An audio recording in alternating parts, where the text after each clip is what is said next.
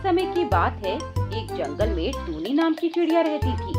वो एक अनाथ चिड़िया थी। उसका इस दुनिया में कोई नहीं था।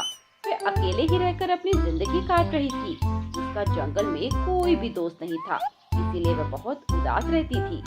एक दिन वह दाना चुगने जंगल जा रही थी कि तभी उसकी नजर कुछ पक्षियों पर पड़ती है जो एक साथ खेल रहे थे, जिसे क्रिकेट कहते हैं। टूनी जब उन सबको खेल खेलता देखती है तो उसका भी मन खेलने का करता है और तभी वह कालू कौवे से कहती है, कालू भाई, मुझे ये खेल बहुत अच्छा लग रहा है, मुझे भी खिलाओ ना। पर हम तुम्हें यह खेल क्यों खिलाएं? तुम हमारी लगती क्या हो? दोस्त तो तुम हमारी हो नहीं। तो क्या हुआ, अभी दोस्ती कर लेते हैं। अरे देखो तो जरा, हमसे कौन दोस्ती करना चाहता है? ये सूखी सड़ी सी चिड़िया। अरे चूसा हुआ आम लग रही हो तुम। भला बैट कैसे पकड़ पाओगी और ये बॉल कैसे पकड़ोगी? बॉल को पकड़ते पकड़ते कहीं परलोक ना सिधार जाओ। और क्या, दोस्ती तो बराबरी वालों से होती है। तुम ना तो हैसियत में हमारे बराबर हो और ना ही ताकत में। वे सभी टूनी के दुबले पतले होने का मजाक उड़ा रहे थे, पर टूनी हमेशा से इतनी दुबली पतली नहीं थी। वे तो बहुत अच्छी खासी तंदुरुस्त चिड़िया थी। दरअसल बचपन में उसे एक बीमारी हो गई थी और अच्छे से देखभाल न होने से वे कमजोर ही रह गई। अच्छा चल, तुझे एक मौका देते हैं। ये गेंद उठाकर दिखा। अगर तूने ये गेंद एक बार में उठा ली तो हम तुझे मान जाएंगे और तुझे अपना दोस्त बना लेंगे। और हाँ, तुझे क्रिकेट भी तो खिलाएंगे। चल अब उठाकर दिखा ये गेंद। टूनी सामने पड़ी बॉल को उठाने की कोशिश करती है, पर उससे वह गेंद उठ ही नहीं पाती। ये देखकर वहाँ मौजूद सारे पक्षी हंसने लगते हैं। अरे अरे अरे अरे, नहीं हो रहा बच्ची से, मैं कोशिश कर रही हूँ ना। लगता है ये बॉल उठाने में इसे 100 साल लग जाएंगे, तब तक तो हम बूढ़े हो जाएंगे। चल रहने दे टूनी चिड़िया, ये तेरे बस की बात नहीं। अगली बार कुछ खा पी कर आना, क्या पता बॉल उठा ले तू अगली बार। और क्या। टूनी उदास होकर वहाँ से चली जाती है। उसे खुद पर बहुत गुस्सा आ रहा था कि वे ऐसी क्यों है, क्यों वे दूसरे बच्चों की तरह हेल्दी नहीं है। पता नहीं मैं ऐसी क्यों हूँ, कोई भी मुझे प्यार नहीं करता, यहाँ तक मेरे माँ बाप भी नहीं। इसीलिए तो मुझे जंगल में छोड़कर चले गए। ऐसे घुट घुट कर जीने से तो मरना अच्छा है। मैं अब जीना नहीं चाहती। टूनी पूरी तरह निराश हो गई थी, इसीलिए उसके मन में ऐसे गलत विचार आ रहे थे कि तभी उसे एक आवाज सुनाई देती है। दुखी मत हो चिड़िया, मैं हूँ ना, मैं तुम्हारी मदद करूँगा। कौन है? कौन बोल रहा है? डरो नहीं चिड़िया, मैं तुम्हारा शुभ चिंतक हूँ और तुम्हारे पीछे ही हूँ। यह देखो, मैं सेब का पेड़। सेब का पेड़? पर तुम बोल कैसे रहे हो? क्योंकि मैं एक चमत्कारी पेड़ हूँ। मेरे फलों को खाकर कोई भी शक्तिशाली और बुद्धिमान बन सकता है और मैं अपना फल तुम्हें भी देना चाहता हूँ। ये लो। पेड़ पर से एक सेब टूनी के हाथ में आकर गिरता है, पर टूनी उस सेब को भी नहीं पकड़ पाती और हाथों से गिरा देती है। कोई बात नहीं टूनी चिड़िया, तुम उसे उठाने की कोशिश करो। टूनी उसे फिर से उठाने की कोशिश करती है, पर इस बार भी टूनी उसे उठा नहीं पाती। मैं जानता हूँ कि तुम कमजोर हो और यह सेब उठाना तुम्हारे बस की बात नहीं, पर तुम ऐसा क्यों नहीं करती? इसे नीचे पड़े हुए ही खा लो। हाँ, तुम ठीक कह रहे हो, मैं इसे ऐसे ही खा लेती हूँ। टूनी अब उस सेब को पड़े पड़े खा लेती है और सेब को खाकर उसे सच में खुद में कुछ अलग महसूस होता है। एक नई ताजगी और ऊर्जा उसे अपने अंदर महसूस होती है। हाँ, सच में ये सेब खाकर तो मुझे बहुत अच्छा लग रहा है। ऐसा लग रहा है कि मेरे अंदर किसी की आत्मा आ गई हो। मुझे ऐसा लग रहा है जैसे मैं हूँ ही ना। ऐसा ही होता है, पर तुम चिंता मत करो, कल तक तुम बिल्कुल सही हो जाओगी। तुम फिर कभी कमजोर नहीं रहोगी। ठीक है, मैं चलती हूँ, अब कल मिलेंगे। और तुम्हारा बहुत बहुत शुक्रिया पेड़ जी। टूनी अब अपने घर चली जाती है और खा पी कर सो जाती है। अगले दिन जब वह सोकर उठती है तो एक अलग ही चीज अपने अंदर महसूस करती है। ऐसा लग रहा है जैसे मैं मोटी हो गई हूँ।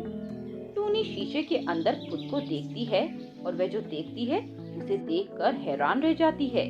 वह अब बहुत मोटी हो गई थी और सुंदर भी। फिर वह जल्दी से उस सेब के पेड़ के पास जाती है। देखो, मैं कितनी मोटी हो गई हूँ। हाँ, क्योंकि तुम्हारे शरीर की सारी कमजोरी अब दूर हो गई है। अब तुम जो चाहे वो कर सकती हो। भारी से भारी चीज अब तुम आसानी से उठा सकती हो। हाँ, सच में? इसके बाद वे उसी जगह पर जाती है जहाँ उन सभी पक्षियों ने उसका मजाक बनाया था। अरे वो देखो, वो टूनी फिर से आ गई। पर ये क्या, यह एक दिन में मोटी हो गई। यह तो बहुत ही पतली दुबली सी थी और यह तो बहुत सुंदर भी लग रही है। कहीं मेरी आंखें धोखा तो नहीं खा रही? क्या यह वही टूनी चिड़िया है? हाँ, मैं वही टूनी हूँ, पर इस बार मैं तुम्हारे साथ खेलने नहीं आई और ना ही तुमसे दोस्ती की भीख मांगने आई हूँ, बल्कि मैं तो तुम्हें ये दिखाने आई हूँ कि मैं ये गेंद और बल्ला दोनों उठा सकती हूँ। बात करते करते टूनी वो बैट और बॉल 1 सेकंड में उठा लेती है और उसे इस तरह घुमाती है जैसे आज तक बड़े बड़े क्रिकेटर नहीं घुमा पाते। और टूनी का यह रूप देखकर सब हैरान रह जाते हैं और कालू और सोनू एक दूसरे से फुसफुसाते हुए कहते हैं, कालू, मैं क्या सोचता हूँ, हमें इस टूनी से दोस्ती कर लेनी चाहिए। यह आगे जाकर हमारे बहुत काम आएगी। ऐसे ताकतवर चिड़िया अगर हमारी दोस्त होगी तो जंगल का कोई भी पक्षी हमसे पंगा नहीं लेगा। हाँ, तू सही कह रहा है सोनू, चल इससे बात करते हैं। सुनो टूनी चिड़िया, हम तुमसे दोस्ती करना चाहते हैं। तुम जैसी दोस्त की हमें बहुत जरूरत है। ये सुनकर टूनी जोर जोर से हंसने लगती है। पर तुम मेरी दोस्ती के काबिल नहीं हो। मैं भला तुम सूखे सड़ी पक्षियों से दोस्ती क्यों करूं? वैसे भी तुमने ही कहा था ना कि दोस्ती बराबर वालों में होती है। अब मैं कहाँ और तुम कहाँ? माफ कर दो टूनी, हम गलत थे। हम आगे से ऐसा कभी नहीं करेंगे। पर हम सच में तुमसे दोस्ती करना चाहते हैं। बताओ क्या करना है? क्या तुम उस चट्टान को उठा सकते हो जैसे मैं कर सकती हूँ? टूनी उन्हें वह भारी भरकम चट्टान बड़ी आसानी से उठाकर दिखाती है।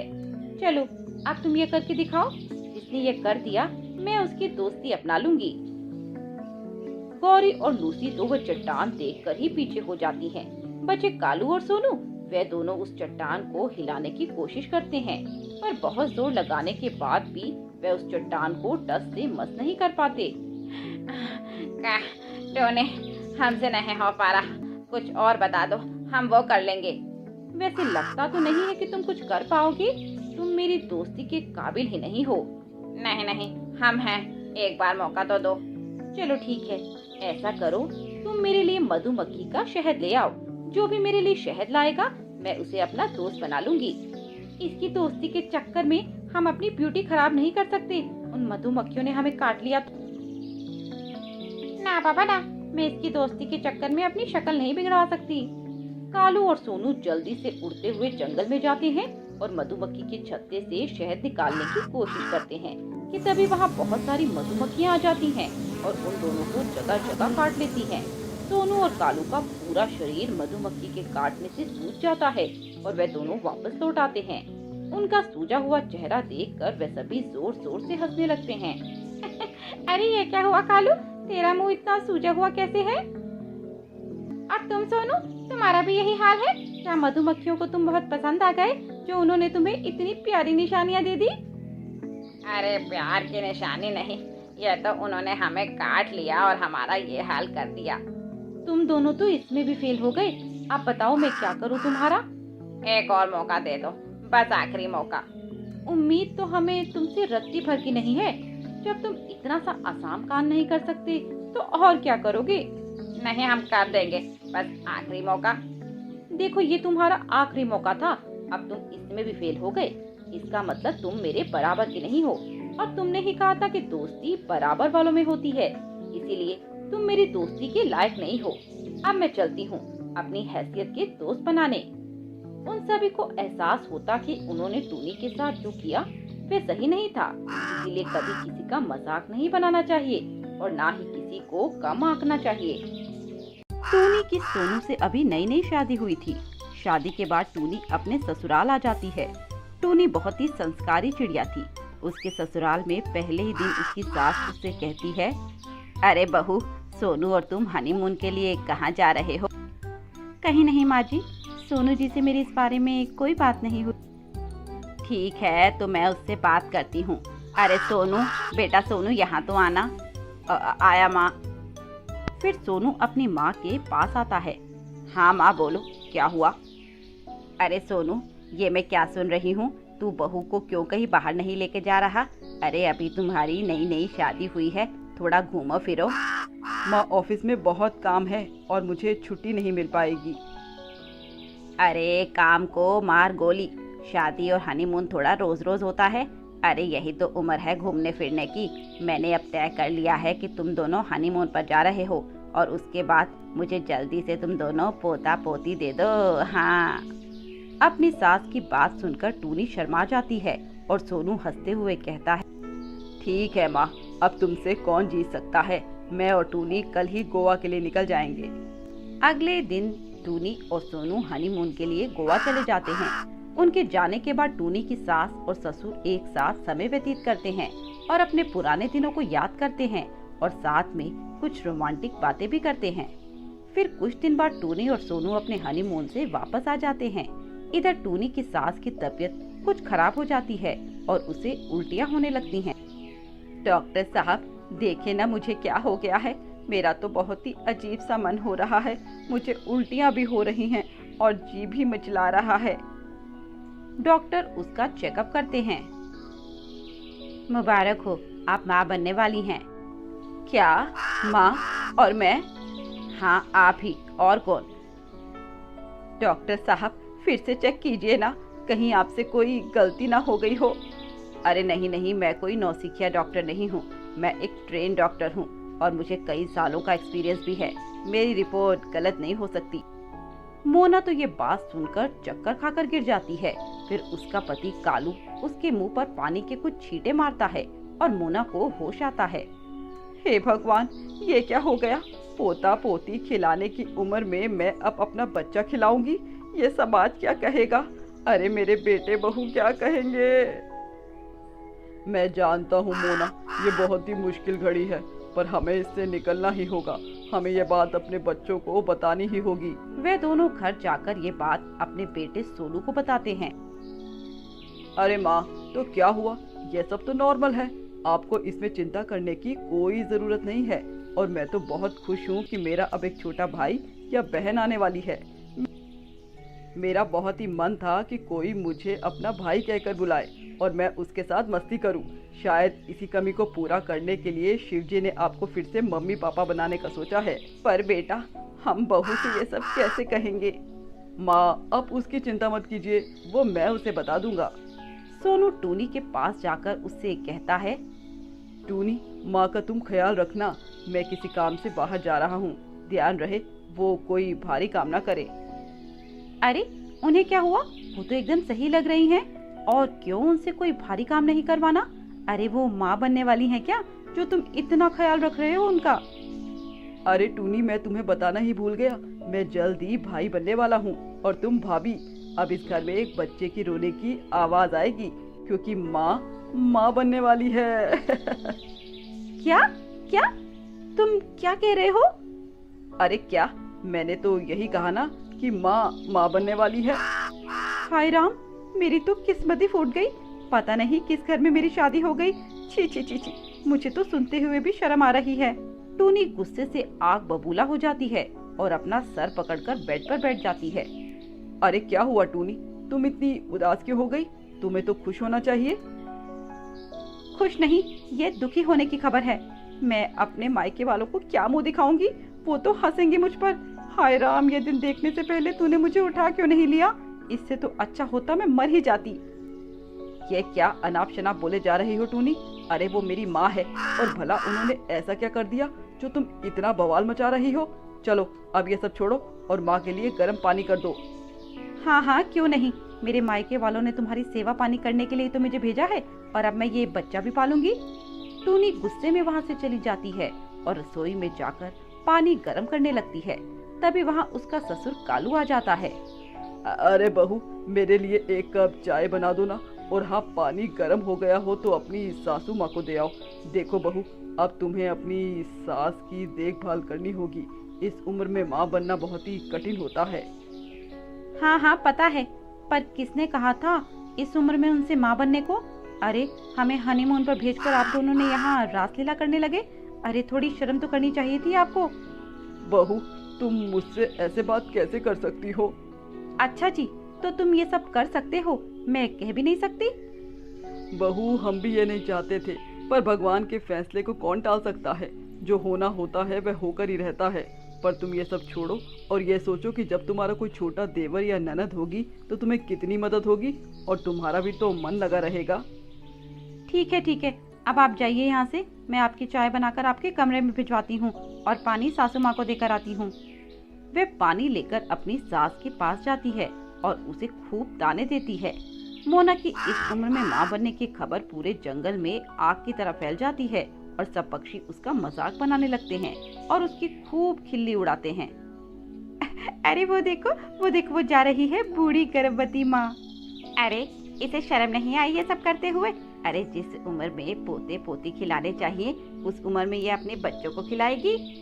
बताओ क्या जमाना आ गया है, इस उम्र में इसे जवानी सूझ रही है।